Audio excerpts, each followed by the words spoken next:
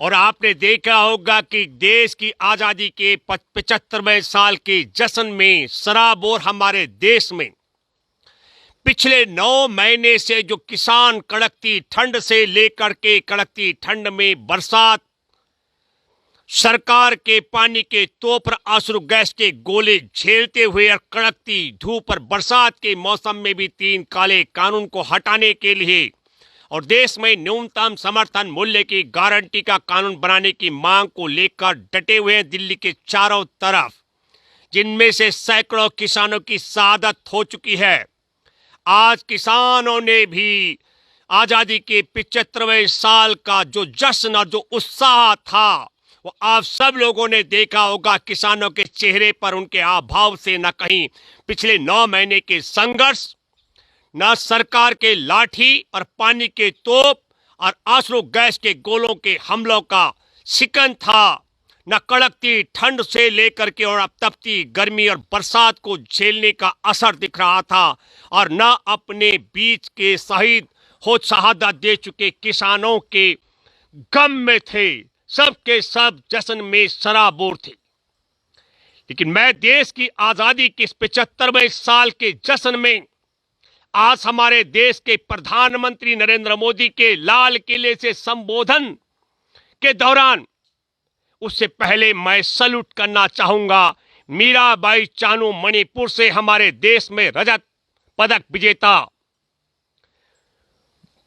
Weight lifting में मैं मीराबाई चानू को, पूरे देश को सैल्यूट करना चाहे। मीराबाई चानू ने पदक जीतने के लिए जो तैयारी की, अपने घर से 25 किलोमीटर दूर आना और जाना होता था, और मीराबाई चानू इसके लिए गरीबी के कारण, निर्धनता के कारण जो ट्रक सामान लेकर आवागमन करते थे उनसे मदद लेकर, उनसे लिफ्ट लेकर के अपने प्रैक्टिस स्थल तक जाती और अपने घर आती रही हैं।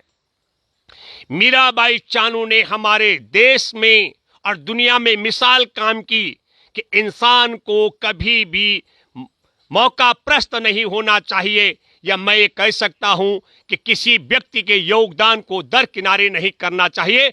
मीराबाई चानू ने 150 ट्रक ड्राइवरों को ढूंढकर एकत्र करके अपने घर पर उनका स्वागत समारोह किया। अब आप कहेंगे कि मैं आज ये जिक्र क्यों करना चाह रहा हूं।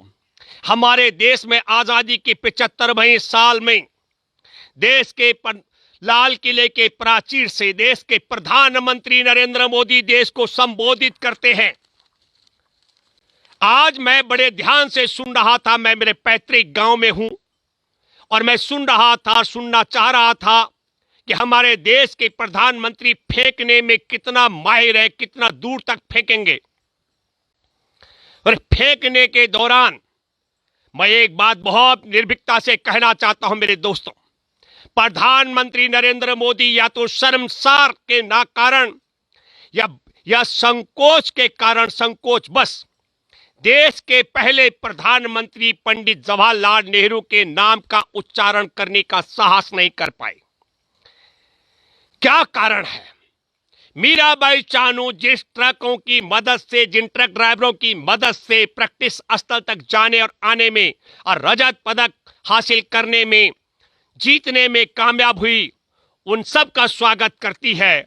और हमारे देश में, देश की आजादी की लड़ाई में 1 दशक तक जेल में रहने वाले देश के प्रथम प्रधानमंत्री पंडित जवाहरलाल नेहरू, जिन्होंने देश की आजादी के बाद अपने खजाने में जमा धन भी देश के खजाने में जमा कराने में योगदान किया था, मैं उसका जिक्र नहीं करूंगा।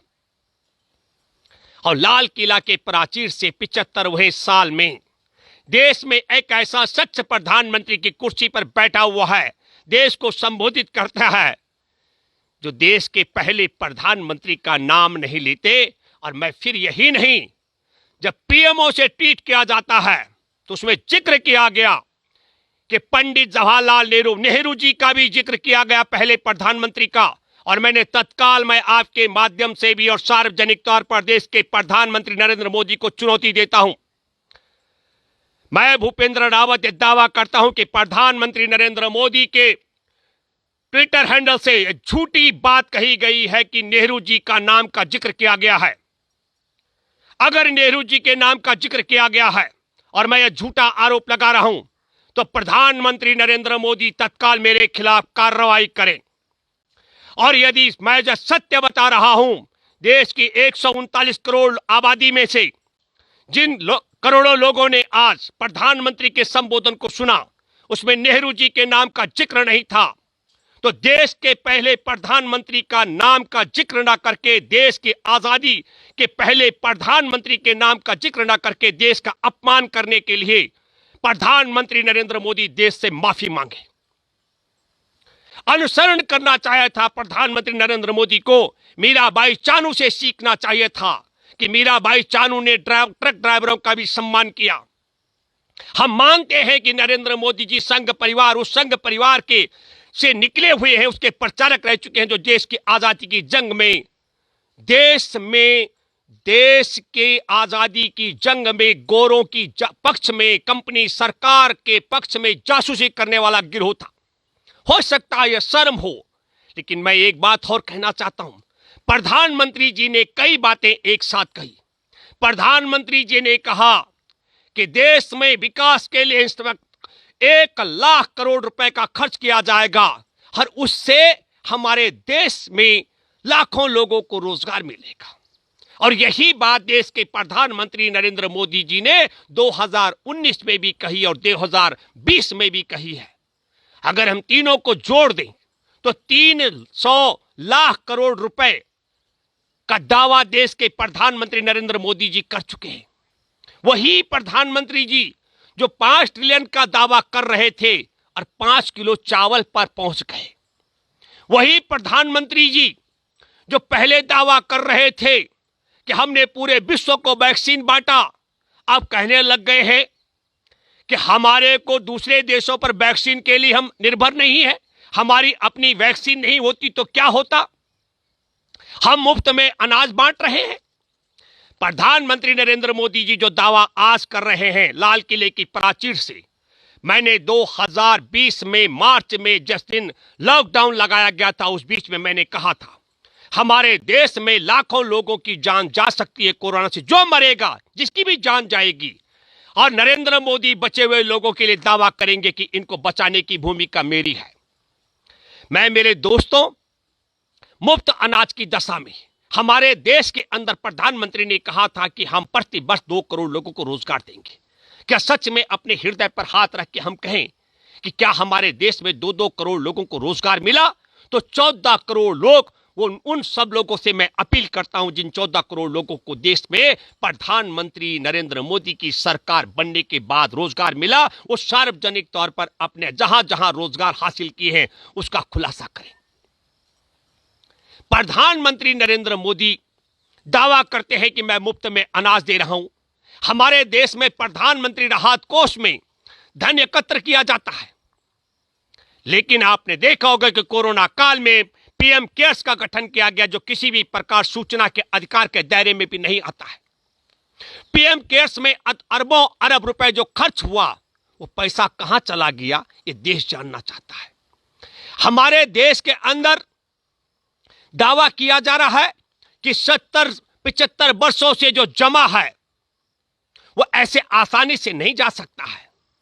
हमारे देश के अंदर मैं आप सब लोगों से कहना चाहता हूं कि भारतीय जनता पार्टी का आज फिर बेनकाब हुआ एक वीडियो आप देख रहे होंगे कि भाजपा के जिला मुख्यालय में भारतीय जनता पार्टी का झंडा ऊपर होता है, हमारा राष्ट्रीय तिरंगा झंडा नीचे होता है। ये संघ परिवार जो पहले तिरंगा का द्रोही था, हमारे देश में संविधान का द्रोही था, और हमारे देश में भाईचारे का द्रोही है, और हमारे देश में गरीब मजदूर का, मैं ये इसलिए नहीं कह रहा हूं, इनका एक गोल वलकर गुरु है, उन्होंने इनको एक शिक्षा दे रखी है, दीक्षा दे रखी है मोदी जी और तमाम लोगों को, आरएसएस के लोगों को।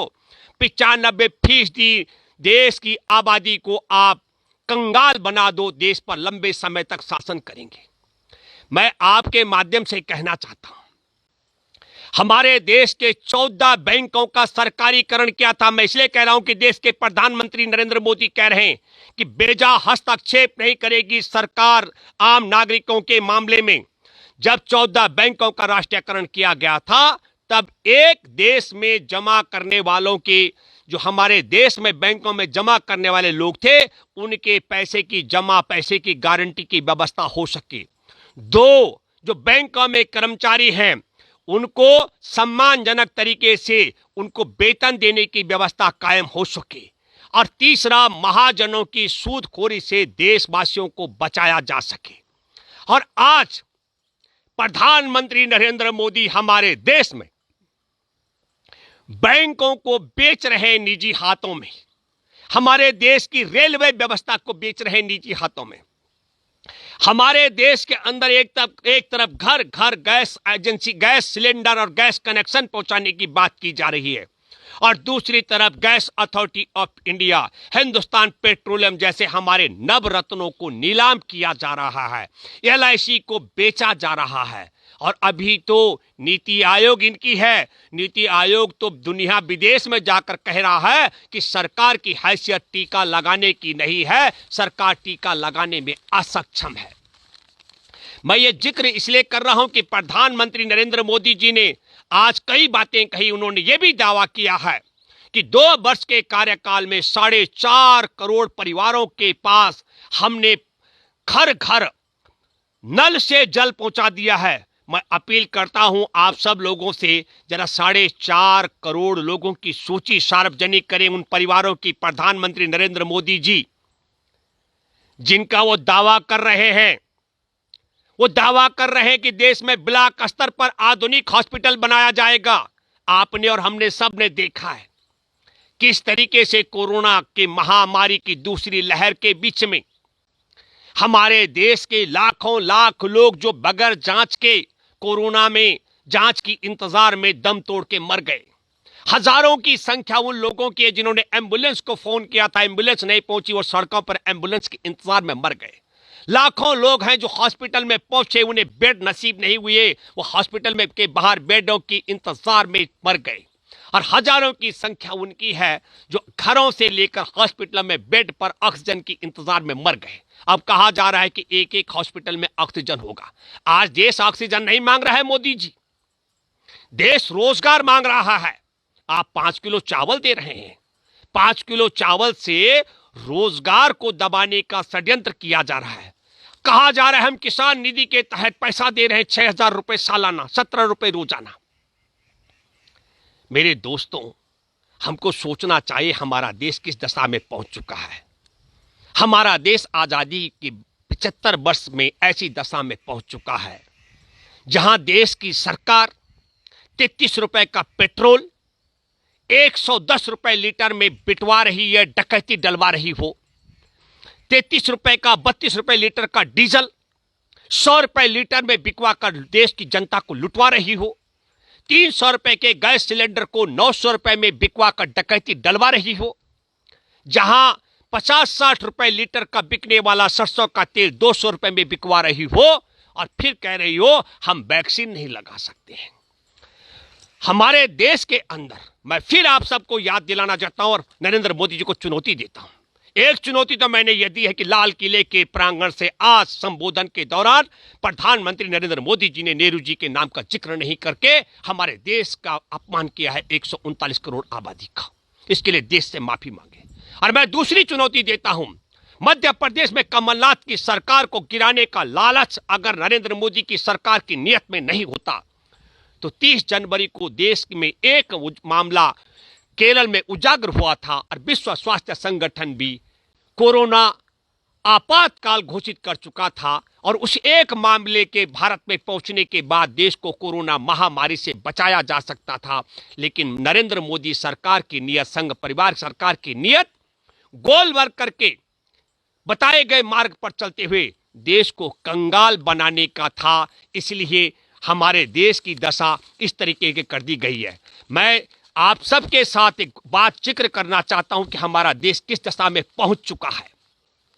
हमारे देश में असरार अहमद कानपुर में आपने देखा होगा कि किस तरीके से उसे आरएसएस के गुंडे, जो बजरंग दल है, वो गुंडे भी नहीं, आतंकित करते हुए, जबकि उसकी बच्ची गिड़गिड़ा रही थी, छोटी सी बच्ची मेरे पिता के साथ में ऐसा अत्याचार मत करो, मारपीट मत करो, तब आरएसएस के आतंकी आतंकित करके असरार अहमद को विवश कर रहे थे कि जय श्री राम का नारा लगाओ। और उसके बाद आपने देखा कि किस तरीके से अमन गुप्ता, अजय और राहुल जो इनके गुंडे आतंकी हैं, वो गिरफ्तारी से चंद घंटों के अंदर रिहा हो जाते हैं। और आप देखेंगे कि कानपुर की डीसीपी रवीना त्यागी असरार अहमद की उस मासूम बच्ची को जाकर के दुलार करने का नाटक करती है। मैं आपके माध्यम से कहना चाहता हूं, डीसीपी रवीना त्यागी, आप गुलाम नहीं हैं आरएसएस भाजपा परिवार की। आप आईपीएस बनते समय आपने संविधान की हिफाजत की कसम खाई थी, कसम है आपको संविधान की। आप ये बताइए कि उन आतंकियों पर इतनी कमजोर धारा के तहत मुकदमा दर्ज हो सकता था?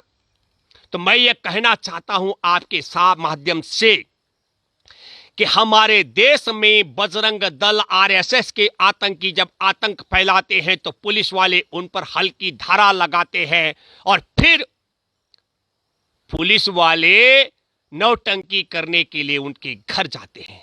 मैं दूसरा जिक्र करना चाहूंगा, एक एक जिक्र। सवाल यह नहीं है कि देश के पहले प्रधानमंत्री के नेहरू जी का नाम नहीं लिया। मैं फिर यह कहना चाह रहा हूं कि देश ऐसी दशा में पहुंच चुका है। मैं व्यक्तिगत तौर पर यह मानता हूं, सामाजिक तौर पर यह मानता हूं कि इतनी बड़ी आतंकी वारदात जो असरार अहमद के साथ की गई कानपुर में, अगर ये किसी और ने की होती तो निश्चित तौर पर मैं दावे के साथ मैं कह सकता हूं कि उन पर उनकी जमानत के लाले पड़ गए होते। मैं दूसरा जिक्र करना चाहता हूं आपके साथ, 14 सितंबर 2020 का हाथरस की उस बेटी का जिसके साथ में गैंगरेप किया गया, जिस वाल्मीकि किसान, छोटे जोत का किसान है, 5 बीघा जमीन उनकी खेती उनके कागजों में नाम पर है, लेकिन 3.25 बीघा जमीन उनके पास भौतिक तौर पर है।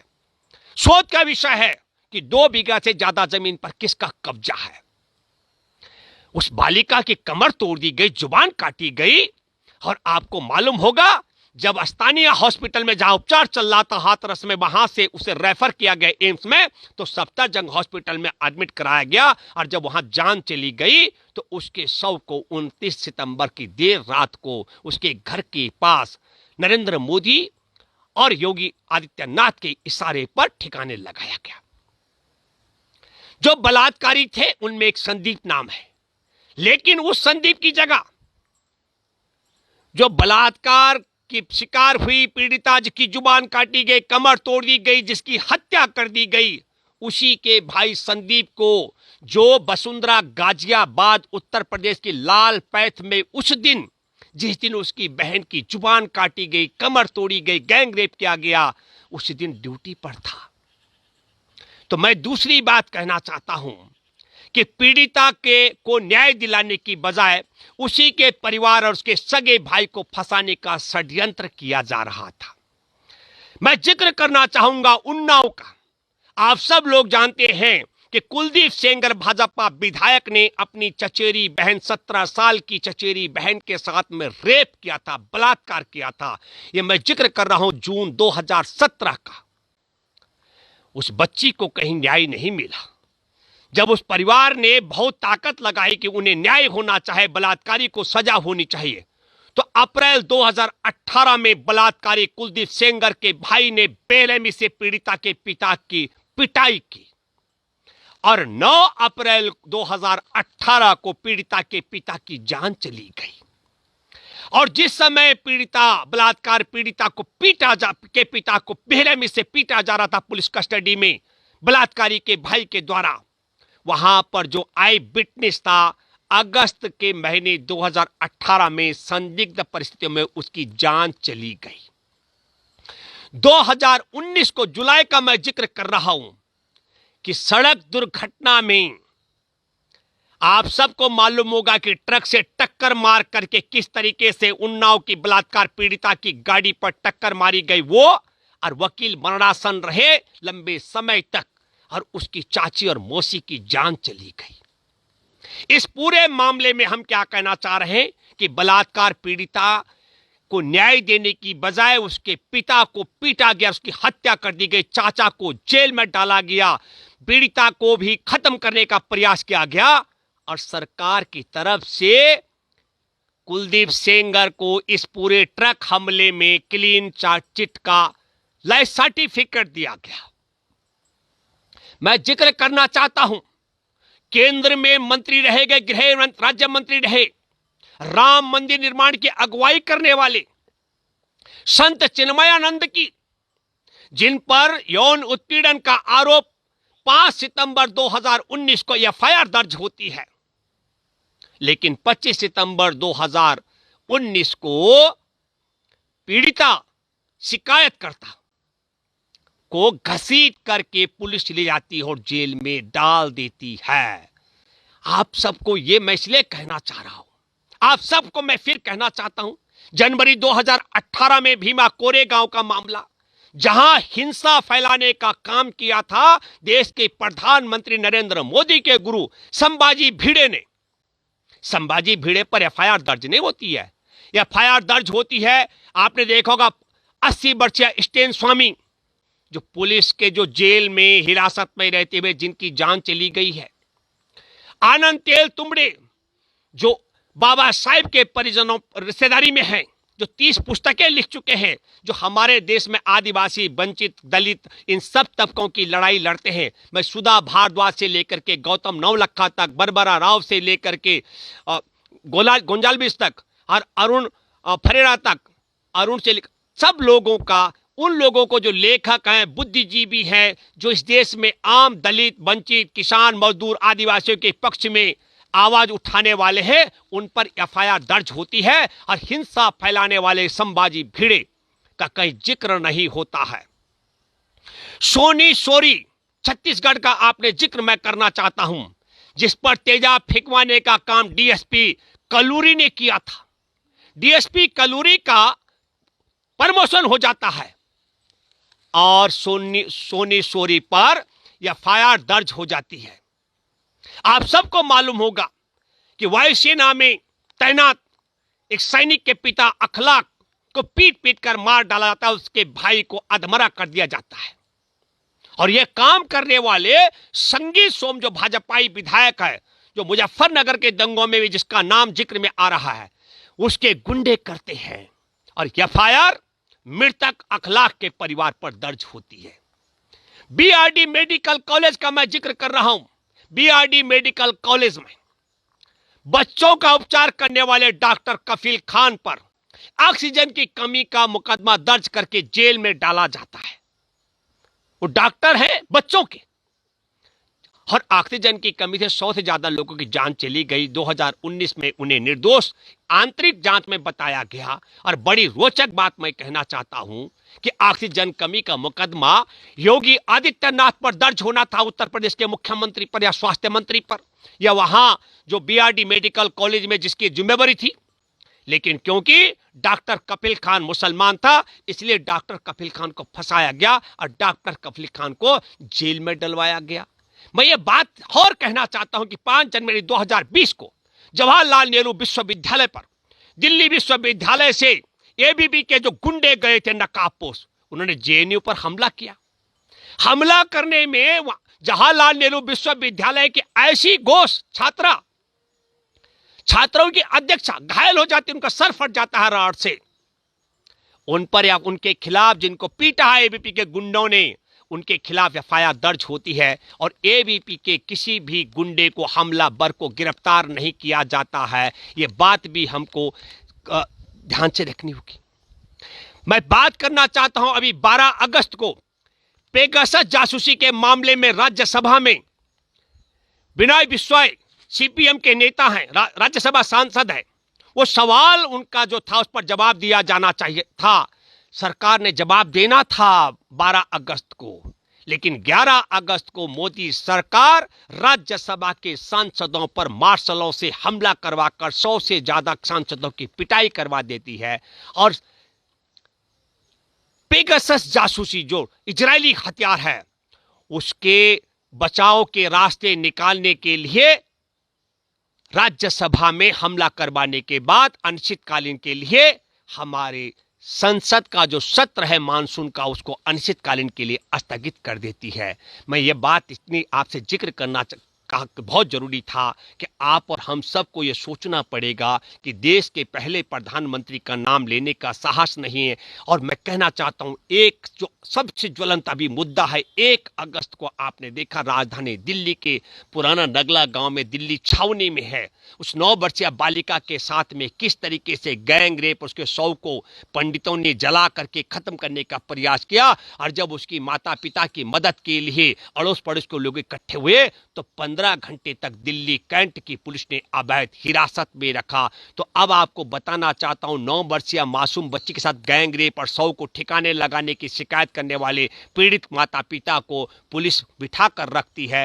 हाथरस की बेटी के शव को ठिकाने लगाती है, उसके भाई को फंसाने का षड्यंत्र करती है। देश का प्रधानमंत्री, हमारे देश के पहले प्रधानमंत्री के नाम का जिक्र नहीं करते हैं। सेंगर, कुलदीप सेंगर को बचाने के लिए उसके पीड़िता के परिवार को तहस नहस, उसके पिता को मरवाना और चाचा को जेल में डाल देना और उसके मौसी और चाची की हत्या और वो पीड़िता को मरणासन कराना, और किस तरीके से मैं चिन्मयानंद के पे आरोप लगाने वाली बेटी को जेल में डलवा देना, इस सब घटनाक्रम को सोचते और समझते हुए, और मैं फिर कहना चाहता हूं कि प्रधानमंत्री कह रहे हैं कि 70-75 साल का जो जमा है वो आसानी से नहीं जाएगा, हम दखल बंद करेंगे। मैं दावे के साथ में कहता हूं ये दखल नहीं है, षड्यंत्र के तहत। मैं फिर कहना चाहता हूं कि इंदिरा जी ने बैंकों का सरकारीकरण देश हित में कराया था, और हमारे देश में नरेंद्र मोदी की सरकार बैंक हो, LIC हो, तमाम नवरत्नों से लेकर के देश की कंपनियों के हवाले नीलाम कर रही है। और जब देश में कंपनी और सरकारी संस्थान नहीं बचेंगे तो देश में आखिर बचेगा क्या? देश का क्या बचेगा? क्योंकि वो तो सब कंपनियों का होगा। मैं आपको बताना चाहता हूं कि अभी कहा जा रहा है कि हम देश में तमाम उड़ान व्यवस्थाएं करेंगे। आपको बताता हूं, जेवर का जो एयरपोर्ट है, जहां 3000 लोग अपने पैतृक गांव से बेदखल कर दिए गए हैं, और उनके लिए अभी आपको मैं बताना चाहता हूं कि बड़ी बात है कि वो स्विस कंपनी है, एक स्विस कंपनी को 40 वर्ष के लिए लीज पर जेवर का जो एयरपोर्ट है वो दिया जा रहा है। मोदी सरकार हमारे देश का एयरपोर्ट हो, रेलवे स्टेशन हो, बैंक हो, LIC हो, तमाम नए एयरपोर्ट बनाने की बात हो, हॉस्पिटल हो, स्कूल हो, तमाम को निजी कंपनियों के हवाले कर रही है। आखिरी बात मैं अंधभक्तों आपसे कहना चाहता हूं, दूसरी लहर में जब तुम्हारी माँ को, पिता को, भाई को, चाचा को, दादा को, नाना को, माँ को, पत्नी को, बेटे को, जिनको कोरोना हुआ होगा, तब तुम्हारे मन में भी एक तमन्ना थी, काश सरकारी हॉस्पिटल में बेड मिल जाए। क्योंकि प्राइवेट हॉस्पिटल में 2 बातें हो रही थी, एक तो 50-60 हज़ार रुपए लूटे जा रहे थे, और दूसरे में बीमार व्यक्ति को बंद करके लिफाफे में पैक करके दिया जा रहा था, जिंदा वापस नहीं आ रहा था। ये तमन्ना भी आपके मन में थी, काश हमारे देश को विदेश विक्रेता की बजाय आप सब लोग जागरूक हो जाए, देश को बचाने के एकजुट हो जाएं। आज हमारा किसान सड़क पर है। और फिर मैं कहना चाहता हूं कि मीराबाई चानू को मैं सैल्यूट करता हूं, जिसने 150 ट्रक ड्राइवरों को बुलाकर सम्मानित किया, और देश का अपमान करने वाले पहले प्रधानमंत्री का नाम का जिक्र न करके देश के प्रधानमंत्री नरेंद्र मोदी, आपको रत्ती भर भी यदि आपके मन में सम्मान है हमारे देश के संविधान के प्रति और देश के आंदोलन में जुटे लोगों के प्रति, तो देश के प्रथम प्रधानमंत्री नरेंद्र मोदी जी के नाम का जिक्र न करने पर जो अपमानित आपने किया, उसके लिए आप देश से माफी मांगे। धन्यवाद। जय हिंद, जय जवान, जय किसान। नेशनल दस्तक की आपसे गुजारिश है कि अगर इसको बचाना चाहते हैं तो नेशनल दस्तक को सब्सक्राइब करने के लिए रेड कलर के सब्सक्राइब बटन को दबाएं, फिर बेल आइकन की घंटी दबाएं। नेशनल दस्तक को बचाने के लिए बहुत जरूरी है कि हर खबर को शेयर करें, लाइक करें, कमेंट जरूर करें।